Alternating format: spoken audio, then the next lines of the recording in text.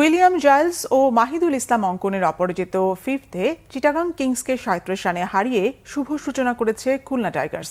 মিরপুর স্টেডিয়ামে খুলনার ২০৪ রানের টার্গেট তাড়া করতে নেমে ১৬৬ রানে অল আউট হয়েছে চিটাগাং কিংস। টস হেরে ব্যাটিংয়ে নেমে উদ্বোধনী জুটিতে ৩৭ রান যোগ করেন মোহাম্মদ নাইম ও উইলিয়াম জাইলস। নাইম ১৭ বলে ২৬ করে ফেরার পর মেহেদী হাসান মিরাজ বেশি দূর যেতে পারেননি। ১৮ বলে ১৮ করেন খুলনা অধিনায়ক। এরপর ইব্রাহিম জার্ডান ৬ ও আফিফ হোসেন ৮ করে ফিরলে ১১৭ রানে চতুর্থ উইকেট হারায় খুলনা। তবে পঞ্চম উইকেটে জাইলস ও মাহিদুল ৩৪ বলে অবিচ্ছিন্ন ৮৬ রান যোগ করলে ৪ উইকেটে ২০৩ রান তুলে চিটাগাংকে চ্যালেঞ্জিং টার্গেট দিতে সমর্থ হয় খুলনা। অস্ট্রেলিয়ান ওপেনার জাইলস ৫০ বলে ৮ বাউন্ডারি ও ৩ ছক্কায় ৭৫, মাহিদুল ১৮ বলে হাফ সেঞ্চুরি পূর্ণ করে ২২ বলে ৬ ছক্কায় ৫৯ রান করে অপরাজিত থাকেন।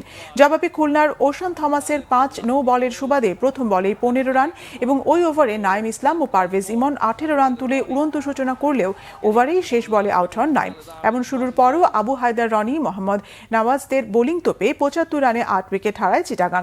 শামীম হোসেন পাটোয়ারি একা লড়ে ৩৮ বলে ৫ ছক্কায় ৭৮ করেও দলের বিপর্যয় এড়াতে পারেনি।